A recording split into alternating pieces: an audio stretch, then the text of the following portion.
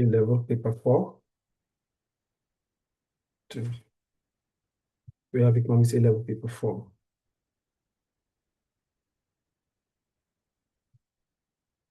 Question 1.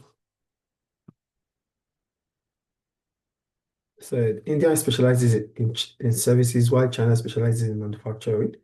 If each country specializes and trades in the sector in which it has a comparative advantage, then which one of the following is likely to occur? Increase in world output, a fall in export and import, a fall in the standard of living, an increase in absolute poverty.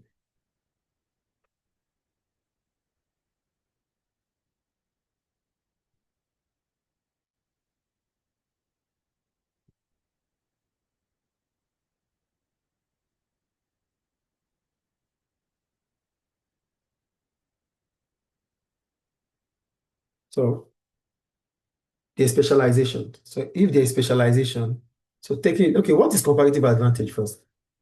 Comparative advantage is a um, comparative advantage is it's like uh, it's like a country can produce goods at a lower opportunity cost than other countries. So there's comparative advantage if you have a low Advantage. opportunity cost Mm. in terms of your trading partners when producing goods, okay? Mm. So here they said, so there's specialization in China, there's specialization in India. And what will specialization bring about? Will it increase output? Yes, How does specialization increase output? because if each country produced what it has a comparative advantage in, it would be able to increase output as much as possible without even having competition. Increase output as much as possible with a reduced cost. Uh-huh. That is comparative advantage. So the answer is A, right? Yeah, Then it said a fall in export and import. I didn't say that. They said a fall Uh, in, why is it not a fall in export and import? I'm asking you. because there will be an increase in trade. An increase in trade. For what? Well, goods and services in specialized in the countries that have. So will comparative advantage bring about increase in export and import? Yes. Okay. A fall in the standard of living. No, because there will be an increase in the standard of living Of what? Of which country? of the countries that have comparative advantage. Of both countries. Mm. An increase in absolute poverty. No, there will be a decrease. So specialization will bring about increase in output, increase in export and import, an increase in standard of living, and a decrease in absolute poverty. So it's right. Question 1 is A, which is about comparative advantage and specialization. Question 1, A. Recording in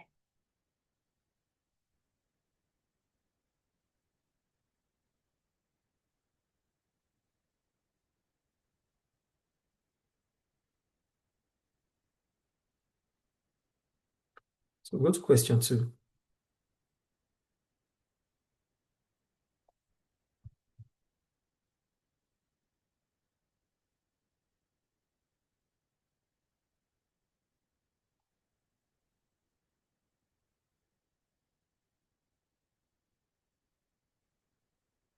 So for question 2, the diagram illustrates the Lorentz curve of country A and country B. So which one of the following can be deduced from this chart? GDP per capita in country B is higher than country A. Income tax rates in country B are higher than country A. The Gini coefficient of country A is larger than it is in country B. Income is more evenly distributed in country A than in country B. The Lorentz curve and the Gini coefficients. Yeah, So, I didn't solve the question because I didn't really understand it. really? Mm.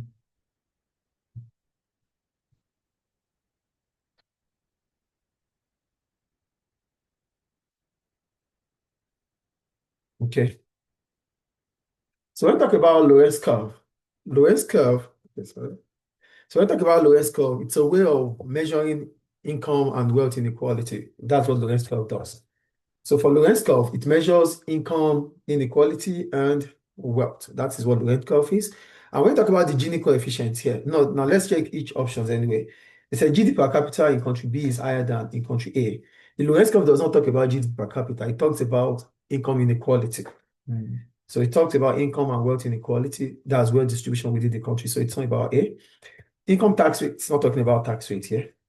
Tax rate is all about mostly progressive taxation, and the Gini coefficient or Lorentz curve does not talk about progressive taxation, so it's not B. Now let's look at C. They said the Gini coefficient of country A is larger than it is in country B. Now let's go back to the Lorentz curve. The straight line in the Lorentz curve is we call it the line of equality. So this line is the line of equality. So this is the line of equality. This line is the line of equality. We call it the line of equality. So the Gini coefficient, whatever curve is closer to it, shows that that country, either A or B, is getting closer to equality.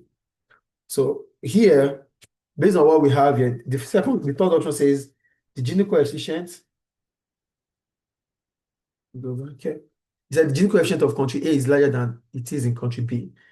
Country A is represented as this. This is country A. This is country A. The dots, the dash line is country A, and the dot is country B. So the dash line, that's country A, is closer to the equality. So it simply means that the Gini coefficient is lower.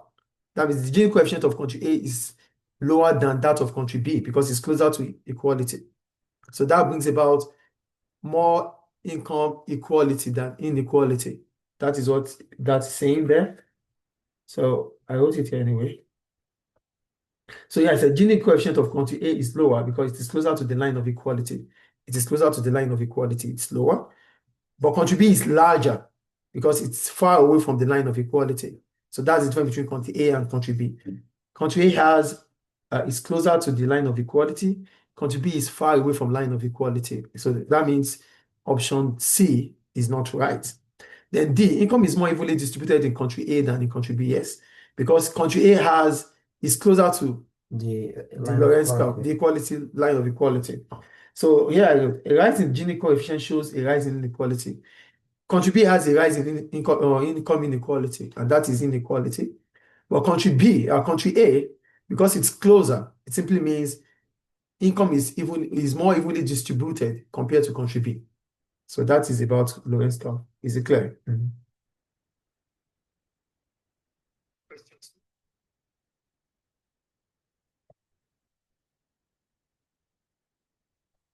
So, okay, so I said, okay, the Gini coefficient of country A is lower because it is closer to the line of equality, and that indicates low degree of inequality. What again? The rising, okay. I think that's all about Lorentz curve anyway. You just have to understand which one is more closer to which one, and that is it. A is closer to equality than B, and that makes option C not right. So the answer for question 2 is D. I think you know that now. Yeah. So question 2 is D.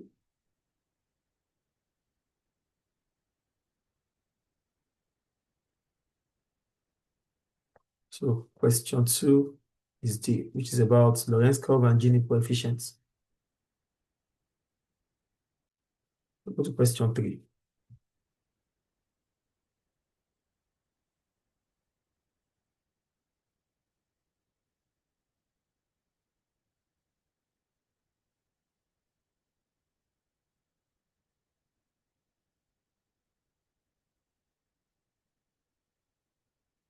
Did you do question 3? Yeah.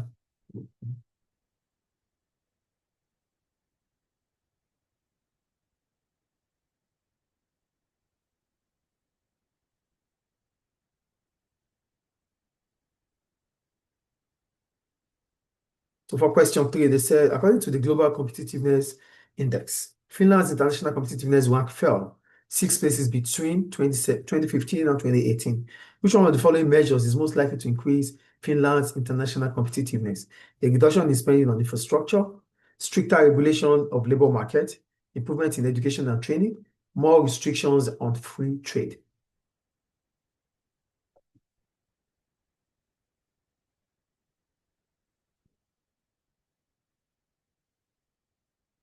So, which measure? So here, okay, so improvement in education and training. So a reduction in spending on infrastructure. What does that mean? A reduction in spending on infrastructure. What would that be? Will it increase? Will it decrease competitiveness? Yes, How? Why was not spending on infrastructure reduce competitiveness? because it will increase transport costs. Only the transportation cost. No, more things, but this is one of the reasons. Okay. Infrastructure entails education, healthcare, Employment. communication, road network, and the rest. So if government stops spending on these public goods, it simply means cost of production for firms would rise. So that would not increase competitiveness. It would rather reduce competitiveness. It's not B, it's not A. Stricter regulation of labor markets. If there is regulation in the labor market, it means the free market doesn't have that opportunity. It's going to lead to It's a fall in demand and supply of labor. yeah, and it will increase costs for employment. Okay, so it's not B. Improvement in education and training. How will improvement in education and training bring about increase in international competitiveness? Because when you improve your education and training, you improve the productivity of your labor, which in turn increases the output of the labor, which makes your country internationally Very competitive. Okay. Increase in productivity will increase output, and increase in output would lead to International. increase in education and training would increase productivity. And increase in productivity would bring about increase in output at a reduced cost, which increases exports, leading to increase in international competitiveness. More restriction on free trade. No, because restriction on free trade will add to costs of importing and Cost of importing or cost of exporting? costs of importing and exporting, and therefore reducing international competitiveness. Okay, so it's C. So for international competitiveness to increase, government should improve on education. Government should improve education and training. Government should deregulate the labor market. Government should increase spending on infrastructure, and there should be less. Government should reduce. Government should come up with trade liberalization. Trade liberalization. So these are ways in which international competitiveness in any country would increase. So for question 3, it is C. Question 3, C. For question 3,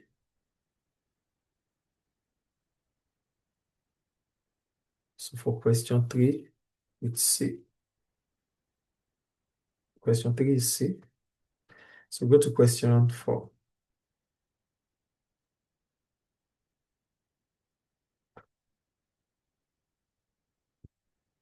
So for question 4, it said the UK pound sterling exchange rate is allowed to float freely. The value of the pound sterling changed from £1 to $1.53 in January 2015 to £1 1.26 in January 2019. This means that the value of the pound sterling against the dollar has devalued, revalued, depreciated, and appreciated. So which one is the answer? It's Question 4. it's depreciated. It depreciates. Why? What does float freely means? It means it's like it's not fixed. So What is exchange rate? exchange rate is the value of a currency and relative to another currency. Okay. So if a country runs a float exchange rate, what does that mean? It means it's not controlled, like it's not controlled by the government. Depends on the supply and demand of the currency. It's controlled by The supply and demand of the the currency. price mechanism, which is the supply and the demand of the currency. Yeah. Okay. So the floating exchange rate uses what? When there's a change in exchange rate through the floating Appreciation exchange and rate. depreciation. Appreciation and depreciation. So it's not about Devaluation. revaluation and devaluation. Okay. So revaluation and devaluation is a fixed exchange rate. Okay. So depreciation and appreciation. So what happens to the pounds against the dollar here?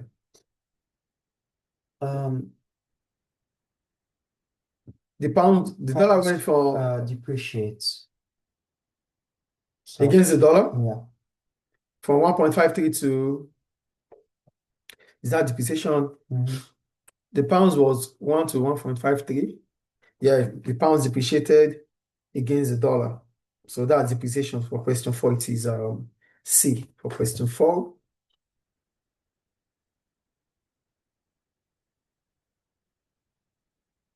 So for question 4, it is C, depreciation. Both are fixed exchange rate, and these are floating exchange rate, floating, which simply means is determined by the price mechanism or the market forces of demand and supply. The market forces of demand and supply, demand and supply.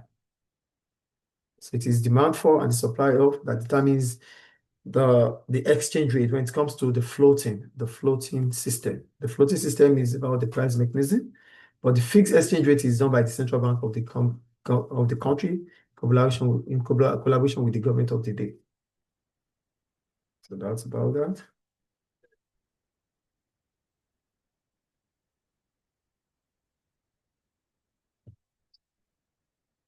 Go to question 6.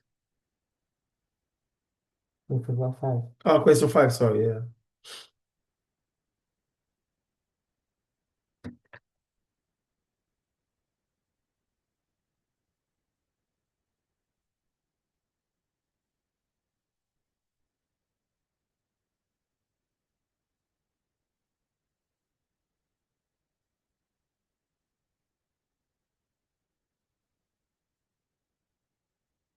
We have question 5. The diagram illustrates the imposition of a tariff.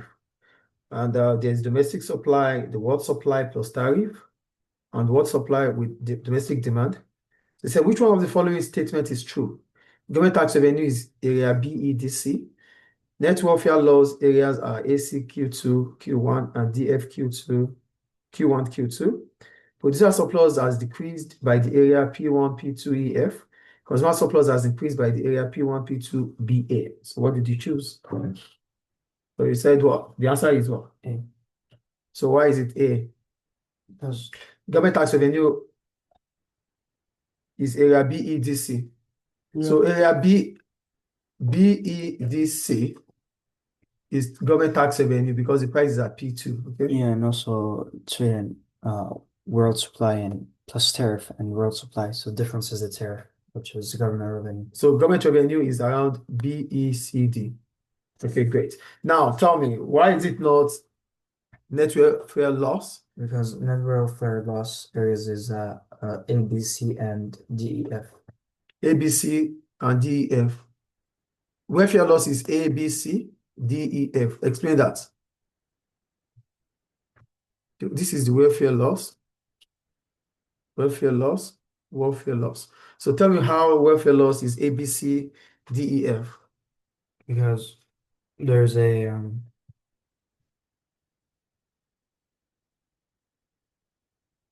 oh, there's not really much to explain, mister. What? You said what? There's not really much to explain here, mister. Why is there no anything to explain? It's there, it's stated there. So there's a welfare loss here, both in demand curve and the supply curve, because the price, normally the price supposed to be, the world supply is this. And now an increase in taxation or tariffs increase the price from P1. Okay, increase the price from P1, increase the price from P1 to P2, which simply means the world supply would have reduced. Normally, they're supposed to buy, the supply is constant at this point, which is horizontal, but now they have to pay at this point. So the welfare loss is different between the world supply plus tariff and the world supply. So that's the welfare loss. And for the demand curve, it's DEF. Yes, and the supply curve is ABC. So there's supply curve loss in there, welfare loss through the supply curve, and welfare loss through the demand curve. And what does that simply mean? It simply means firms they want to sell at P2. They can at the same time increase their producer surplus because they want to sell, whatever the case might be. The tariff will be based on the demand. Consumers will have to pay more. And if consumers are paying more, it simply means producer surplus would rise, consumer surplus would fall. So the welfare laws here is A, B, C, supply side, D, E, B, or D, E, F, demand side. That's why it is not B. And now let's look at C. Producer surplus has decreased by the area P1, P2, E, F. No. There, the supply curve expands from A to B. The supply curve has expanded. The supply curve has expanded from A. The supply curve has expanded from A to B. Has expanded from A to B. The supply curve has expanded from A to B because the price has increased from P1 to P2, and that would increase the supply because based on the law of supply. So producer surplus would increase, not reduce. Producer surplus has increased, not decreased. It does not decrease. It increases from P1, P2, BA. P1, P2, it's increased from A to B. That's producer surplus. It has increased from A to B. Then consumer surplus has increased by the area P1. No, consumer surplus will decrease from F to E. It will contract from F to E.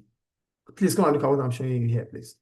Here, producer surplus would increase from A to B, while consumer surplus would fall from F to E. It will contract. This is contraction. This is contraction. And this is expansion. Okay. So in this case, producer surplus would increase, consumer surplus would decrease. I think it's clear.